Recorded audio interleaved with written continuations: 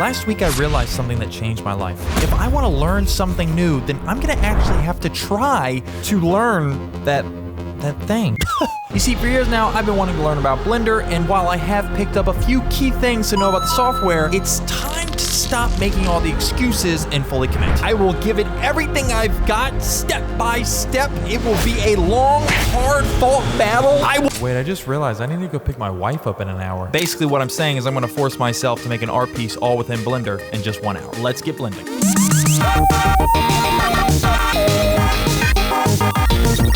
So to avoid screwing myself over with this 1 hour time restriction by spending half of it just trying to figure out what to actually make, what I decided to do is give my Pinterest feed a random scroll. There we go.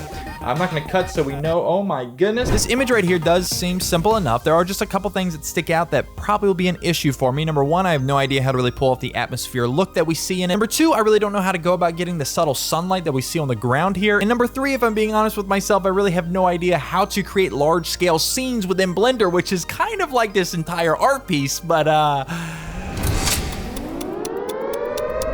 with time counting down, I quickly managed to open the software, kill off the pre-built scene, and then add in a camera of my own, setting its dimensions to the 9:16, just like the art piece. Also, I'd love to give a shout out to whoever made this actual art piece, but I don't know who made it. I can't find the actual artist. If you're seeing this, please comment below and say, this is my art. Okay, so to save time so I'm not bouncing around everywhere, I do want to make a quick game plan of how I'm gonna knock this out. So first, I'll create the Eclipse, then I will move on to the ground. Thirdly, I'll add in the subtle lights here. Fourth thing I'll do is add in our human. And then finally, I'll see about adding in those atmosphere touch-ups. Okay, so with that out of the way, let's take on task number one, which is the Eclipse. Now, upon examination, I quickly noticed that it was round, and this is because the sun and moon are also round, which I did double check because I don't want to have misinformation on this video. That's very important to me. So with that, I'll go ahead and add an icosphere, subdivide it to smooth it out, and this will represent my moon. Okay, so with the moon in place, it's time to add in our sun, and for this, I think I can just add in a spotlight that's placed right behind our moon ball. Okay, so that obviously isn't working, so we'll scratch that idea, and instead, I think I can go ahead and make a duplicate of the moon ball and then turn its material as an emission, basically just making it a glowing sphere. So let's move on to the ground, where I'm going to use the kiss method. Keep it simple, stupid. Great advice. Hurts my feelings every time. So I'll just add in a plane and then scale it up until it looks right in our camera view. Now it's at this point that I'm being reminded once again that I have no idea how to create large scale scenes within Blender. And I keep always seeing posts that are like, keeping the scale of your scene within Blender accurate is incredibly important, and the slightest mistake will throw everything off kilter. But I gotta be honest with you, for just winging it, it still looks pretty,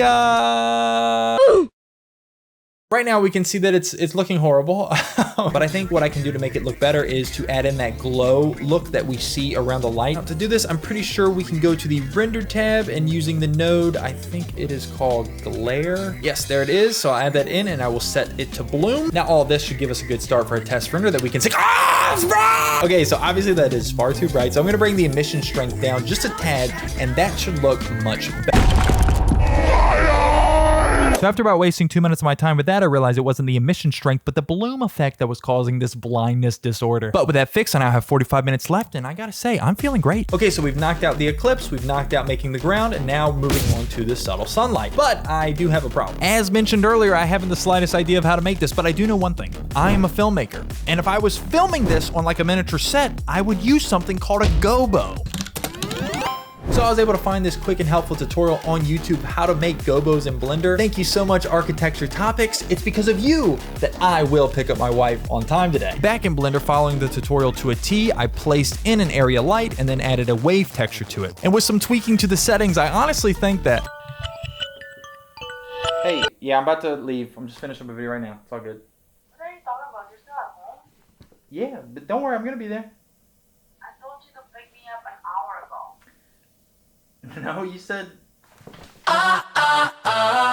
Okay, sorry about that. What is next? Adding in the human. Okay, yeah, important to remember the human. Now for this, I could go outside and get a shot of me and add myself into the scene, but with time not really on my side right now, I will go to my good old friend BlenderKit, which I have no affiliation with, but I find incredibly helpful, especially at a time like this. The BlenderKit, I can quickly just look up a human and then drag them out onto the scene. So we are moving through this quickly, and we have now reached the final task, which is the atmosphere. And for that, it's time to start taking some big risks. What I'll do is I'll add a mask massive cube around my scene here and turn it into a volume principle to give my scene some more atmosphere. Now, typically people are very afraid to do this because it can be very demanding on your GPU, but when you have a GPU like mine, you don't worry about these things. So let's go ahead and do a test render.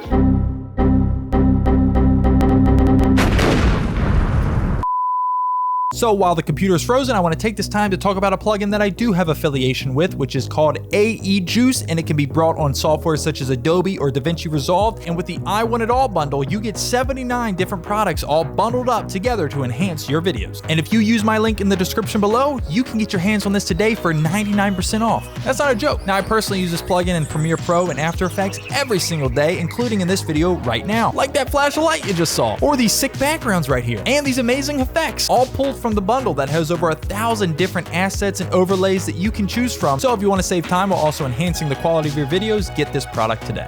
So my computer is barely hanging on, but still cooking. So at the end here, we can go ahead and just add in some cloud image overlays to help us more with the atmosphere texture, which I also have pulled from Blender Kit. And for fun, I'll also pop in some pyramids on the horizon. I just like to imagine that this human's name is Steve, and he's actually a crew member of Transformers 2 who got left behind when filming the Giza scenes. It just adds more depth to the art. You know, it adds a story, which I hear that artists do that sometimes. Anyway, with final touches done to the ground and readjusting the gobo light, it was now time to render, leaving me with this.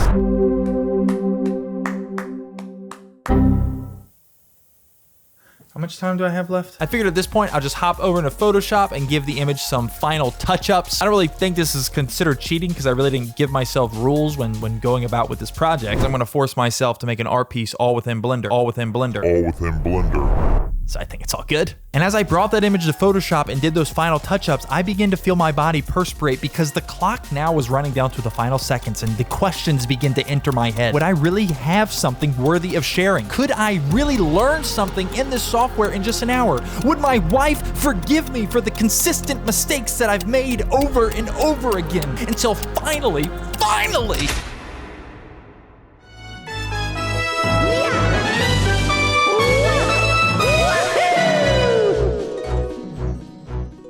yeah, all in all, I think this was a fun project. I really like what came out of it, but more importantly, I liked what we learned, like how to make gobos in Blender. We learned about a great YouTube channel for me to educate myself with these topics, and I also learned what I don't know. Keep pushing yourself in your career. If you want to learn something, you gotta go and learn it. Do not be afraid of anything. Okay, that's my wife. I gotta go.